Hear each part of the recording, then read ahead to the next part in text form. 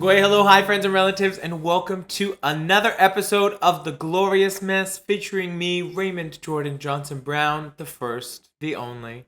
As you know, I too am a glorious mess, and this podcast is all about people going on their healing journeys, finding ways back to empowerment, and we come at everything from a peer support lens. The idea that our stories are who we are, and when we share our stories, not only do we feel empowered by them, but others feel empowered as well. And so I'm really excited for today's episode as we are talking all about gender identity and the trans experience with my favorite human, my former co-worker, the wonderful Dan. Welcome to the Hello, podcast. Raymond. I'm so pleased to be here. Thank you so much for inviting me. I'm so excited to talk with you today.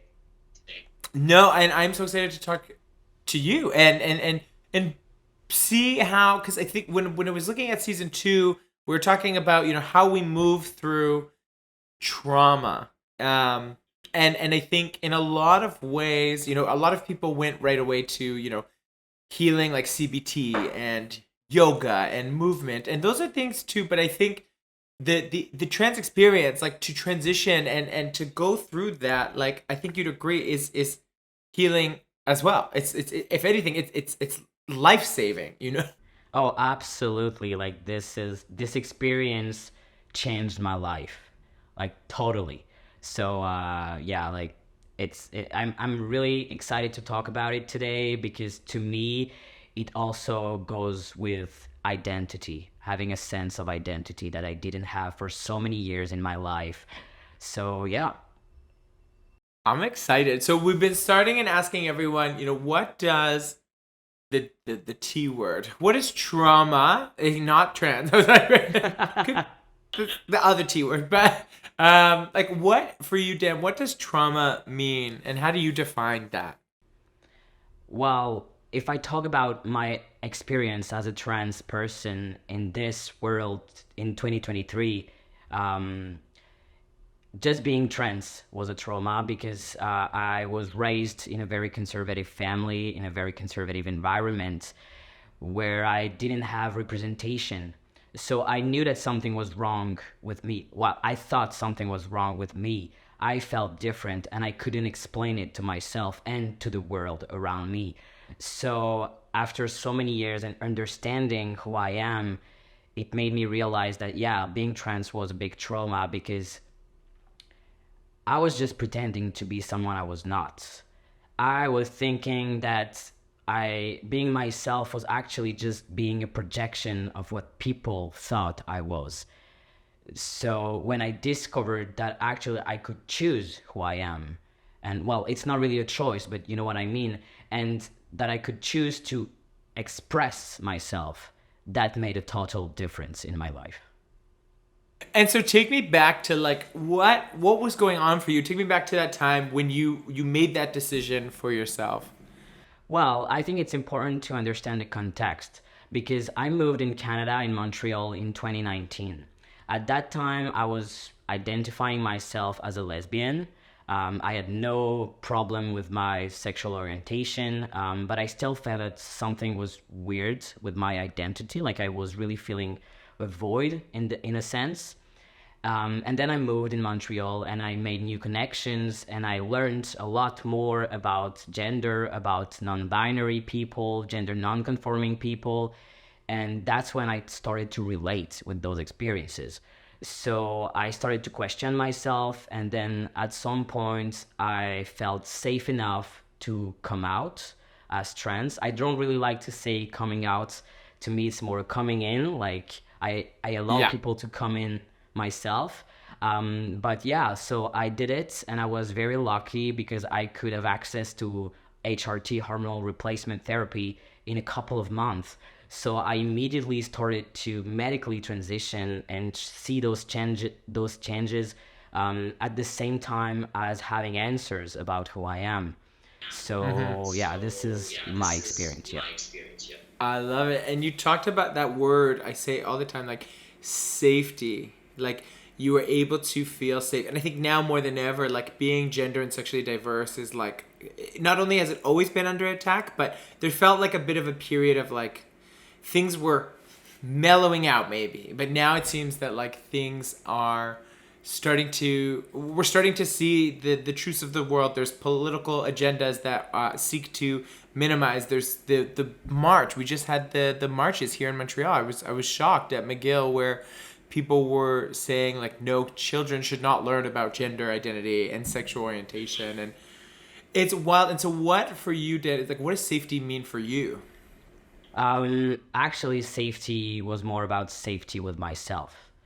I felt confident enough and I trusted myself enough to be able to say, like, look, if I lose people, that's okay.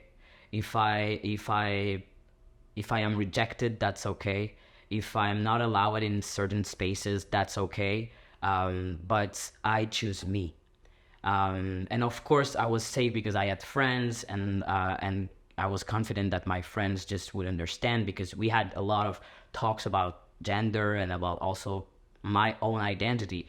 So I knew that I had a safety net in case those things happened, and especially with my family. And thankfully, everything went well, and I only lost a couple old friends, but I was not talking to them really. So I didn't feel rejected at all when I came out. And it sounds like you had that like the community, these relationships, and you even said at the beginning too, like you learned even about this by seeing other folks who were gender diverse. Am I correct? Yeah, yeah. And it's very funny because the first time it was on TV, I saw a trans guy. I was 11 or 12. And immediately I know that's it. That's it. But I repressed that because I was not in the proper environment with the proper people, and people around me didn't understand that identity being trans. And so I repressed that. And only 10 years later, I was able to say, hey, look, like this is my truth and I need to share it with you. And so what do you say is like your definition for gender identity? What is gender identity? First, I think it's important to define identity itself before talking about gender identity. So, of course, there's a common definition of identity, which is a sense of self, a sense of who you are as a person. There are two levels to that. Like, it's not my definition, it's a common definition. There's the individual level, like who do you think you are as a person, and then as a member of a group, because we're social beings. So these two levels are interconnected, but it's very important to understand that, because when you're trans and if you don't have the space in the group, you cannot be yourself. So this is really the common definition, and of course it's influenced by a lot of factors, and I won't go in details about that because it's not the time. But I want to go a bit deeper of my own understanding of identity, because before my transition, before I came out as trans, I had no sense of self. The concept I did not exist for me. So to me, identity is also an ability to fully experience life, and be able to be in the here and now. Before my transition, I was always in my head. I was not in my body at all. And I was stuck in the past and in the future. So I'm still dealing with a lot of anxiety and a tendency for depression. But yeah, that was my life. I was stuck in the past, stuck in the future, but not here and now. And how do I am able to fully experience life, on of course on a physical level. I am more in connection with my body, so I experience through my senses. That's the way we experience life physically. It's through our senses. Also emotionally, because I'm more in contact with my body, emotions are in the body. So you need to be in connection with your body in order to be able to define your emotions and express them. So this is another part. And spiritually too, I developed my spirituality after my transition, because I was able to have a sense of who I am. And so now I can have a sense of belonging, of purpose, of connection too.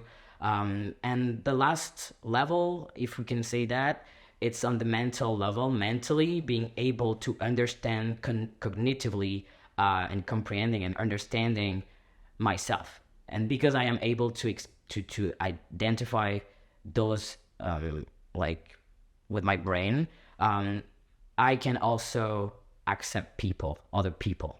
And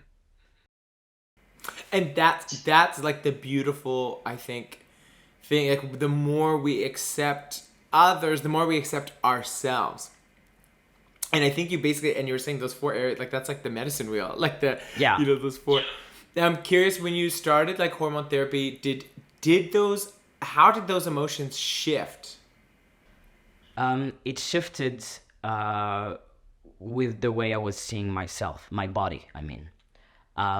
Because with all the changes that happened with hormones, I accepted myself more. I loved myself more. Like I love my beard, I love my hair. I'm hairy as fuck, you know.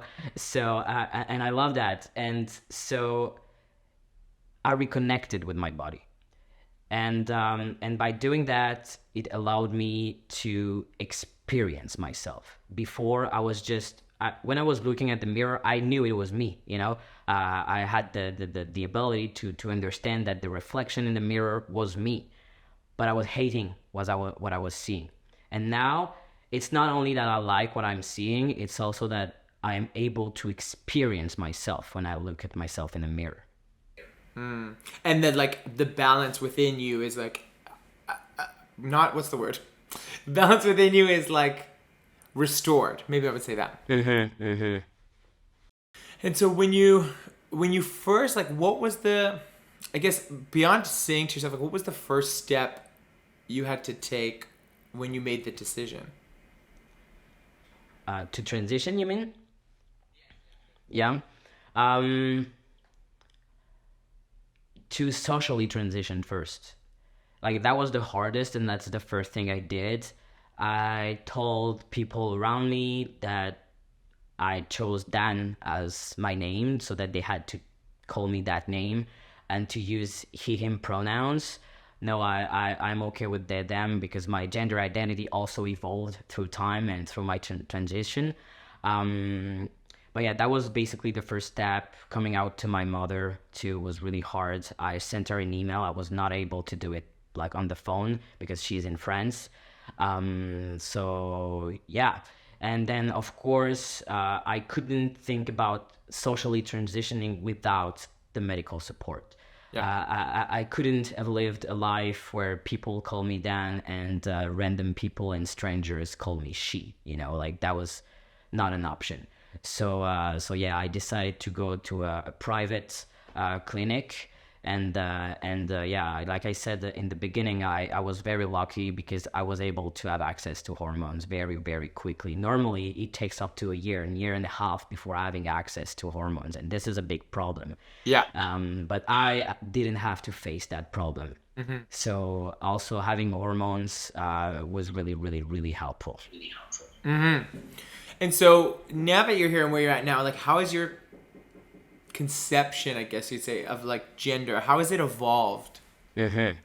Well, first, before my transition, even if I knew, like, unconsciously that I was not a woman, my understanding of gender was only related to social norms and fake beliefs.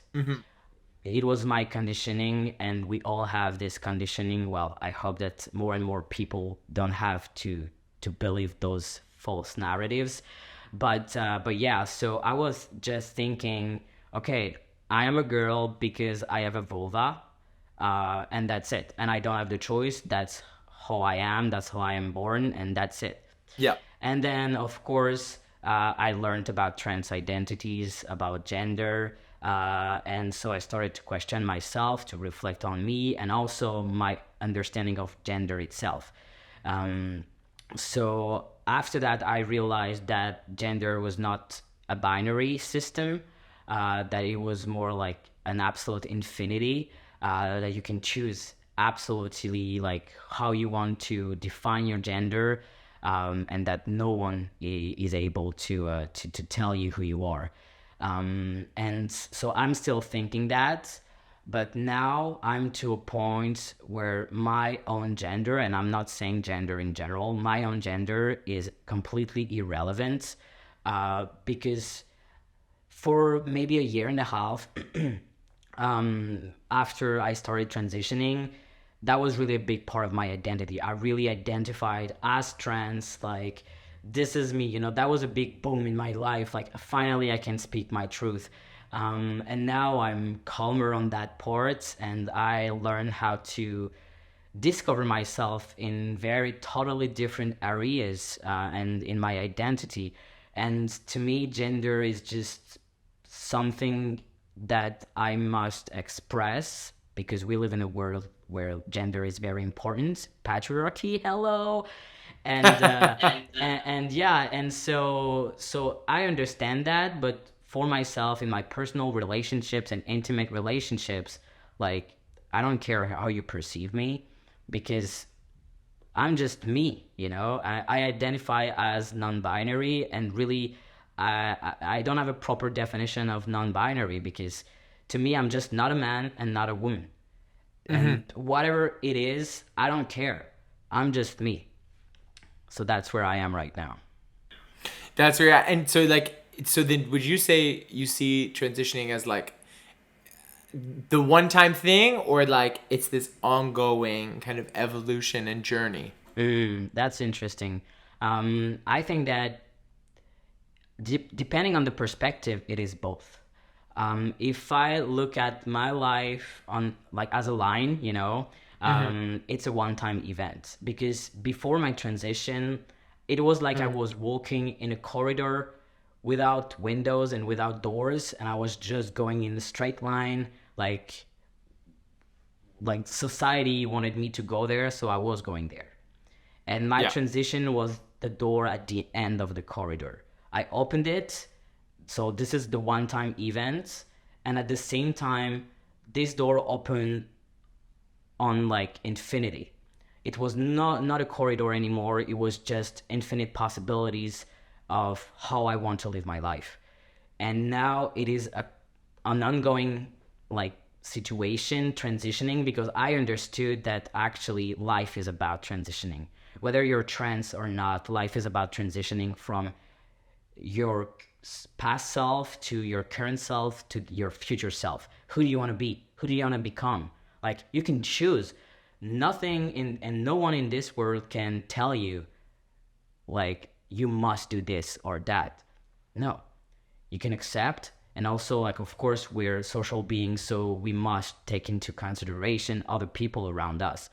But in the end, you make your own choices, and you're the master of your own life. So yeah, transitioning is, to me, we all transition, and it's infinite possibilities. And thinking of that, like when you look to maybe like past versions of yourself and how you respond, do you have any examples you want to share, or things where you've seen how you would respond, say 2 or 3 years ago, and now the response that you have now? Um, Yeah, I I don't have precise examples, but I know that I'm still struggling with intimate relationships. And before my transition, I was triggered very easily, and it was very difficult for me to get back to myself, like to just yeah, like just calm down. My emotions were all over the place, and I didn't know how to cope with that. And now I am more confident. I have more tools in my backpack, and because also I have this sense of identity, I am able to trust myself. I'm gonna go through this. It's gonna be fucking hard, but I'm gonna make it, and I'm gonna survive, and that's gonna be okay. I have people that I love. I know that I am loved, and everything's gonna be alright. I also, before, I was really afraid of everything. Like really, I was afraid of life itself. And I have other trauma in my life. I lost my dad when I was 16 very suddenly, and the grief was really really difficult for me. So of course this also has a part in like how I show up now in my relationships. But yeah, like I don't have this fear anymore. Well, less. I'm still afraid of a lot of things, but it's way less intense. So Yeah. this plus the trust plus the confidence, it's a life changer. Yeah, yeah. Part of that like is also too in like your self-care and in your routine. So what are some of the things like your daily rituals or practices that you are guided by now? Connecting with my body, because I'm more in touch with it. So moving my body, I dance just in my living room. Especially when I have a hard day or something, I just move. I put some music and I move. I use my voice because I was hating my voice. Like my voice was really a source of dysphoria before, and now I love my voice. So I speak out, even just to myself. When I have a difficult situation or something, I just speak out loud and I talk to myself, and in a very compassionate way too. And it's helping me to also take care of my inner child. So that's two things I do. I also journal. I write down my emotions, and also something very important that I learned very recently. I learned to breathe through my nose, because I have a tendency to breathe with my mouth, and this is actually activating anxiety. There is research about it. Interesting. Wait, so I should be breathing through my nose, not my mouth. Yeah, I've heard this because yeah, because there's it's like something it's like because it's filtering out, right? Is that what it is? I don't know. I don't know exactly. I could send you the podcast I've Yeah, yeah. listened to. Yeah, Stay yeah. tuned. I'll put it in. No, that's my ADHD. I'm like off topic. I'm like, oh, what? Tell me more. And you'll probably notice now for the rest of this episode, I'm just gonna breathe through my nose. Nice.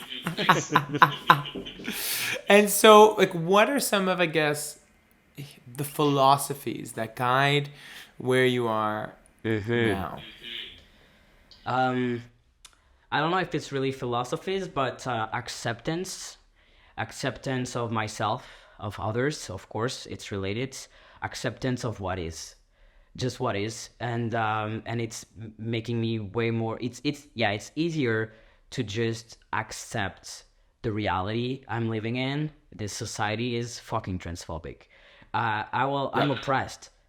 What can I do? And actually, the only thing I have in control is myself and the way I react to it. So I choose to be compassionate. I choose to try to understand people, even if they don't understand me. I choose to love, basically. In this world surrounded by hate, I choose to love, and that's my way of fighting. Also, this whole process of transitioning and discovering life through a new lens allowed me to experience freedom. Of course, we're not free as much as we want, but the psychological chains I had before my transition don't exist anymore. So I'm just like, I'm gonna do my life the way I want to live it, and that's it. And I choose to do it with authenticity and with integrity. It's hard, but it's so much easier. And so, if there's like a cisgender man, the worst I know, who is listening to this episode, or because I think sometimes when people see like, oh, trans, like, oh, that has nothing to do with me, so they don't engage. But like, what do you think if there was that cisgender man watching, like, what value would this be and understanding you be for them? Yeah, of course, cisgender straight men are very different from me, and but before answering your question, I wanna tell a hard truth, because we all have potential for abuse. We all, especially when you were hurt and abused yourself, but even if you're not, like, your conditioning, your beliefs, your own trauma, it can lead to abuse. So I don't want to put cisgender men in a box, like, oh, you're the bad Yeah. guys, and like you're the problem in society. No, Yeah. because we all are in a position of power for other people. I'm white. I am able to move my body the way I want to. I have access to spaces disabled people don't. So taking that like into the question is very, very important. And to me, it's all about making choices and deciding to be a good person. Mm. And it doesn't mean that you're not gonna make mistake, that you're not gonna mess up, that you're not gonna fail. But we're Mm. all humans, and we all should have the possibility to make those mistakes, to understand and learn and be able to do better. So in terms of values, it starts with yourself. Honesty. Honesty is my core value at all times, even before my transition, but I think it saved me because being able to be fully honest with yourself and with others is so important. It is about acceptance, like I talked before, the good and the bad, the glorious and the messy. And so, yeah. So honesty, and of course, like, I'm not perfect. We're not perfect. So I'm still gonna lie to myself because I have a lot of things that I need to unpack. So as Yeah. everybody else, also curiosity, very important, especially if you feel very different from other people. It avoids judgment, and you are more into understanding and compassion. Even more important than understanding, compassion is super, super important. And it allows you to observe, like,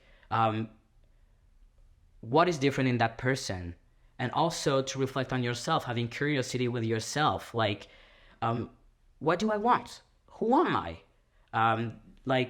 If I forget about all the social conditioning, all the gender norms, all the gender rules and stuff like that, like, who I am, if I define myself as a man, what a man means to me and not to society, that is a very, very important question, especially for men to ask themselves, especially if they want to destroy patriarchy, if they don't want to be a part of patriarchy.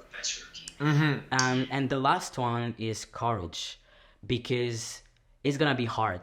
Like, accepting that you're gonna mess up is hard because we don't want to be rejected. We don't want to feel abandoned by other people. So we want to pretend we're perfect, but we're not. So it's about learning how to speak your truth and say, hey, here, I disagree. And it's okay if we're not in accordance, but let's just work through this together and try to find the better solution so that everybody feels safe in those spaces. And I was talking about being a good person. Being a good person takes courage. Like, it's gonna be hard choices sometimes. And also what it means to be a good person for you. And you need honesty to determine what it is to be a good person. You need curiosity, because when you make mistakes, you have to learn from them. And yeah, so yeah, this is the three main values, I think. And it's all about sharing genuine feelings and thoughts to the world, including the uncomfortable, because you need to express everything if you want to express what is really meaningful to you. And for me, it is sharing love and joy, which are big medicines in this world. I love that. I love that. So we are coming to a close. Is there any final thoughts you want to share with folks who are listening? Just be who you are. Be who you are, and it doesn't matter. You're going to be accepted in certain spaces, maybe not everywhere, but you'll find people who fully love you and unconditionally. It exists. I love that. I love that. I love you. Thank you for coming and sharing your expertise. I know everyone listening appreciates it, and I do as well. So thank you so much. Thank you. And for those of you listening, if you're on Instagram, follow at The Only Glorious Mess. We have all sorts. We have season 1 that's already out. We have new episodes coming for season 2. And I'm just excited to keep healing with each and every one of you. Thank you for listening, and we'll talk to you next time.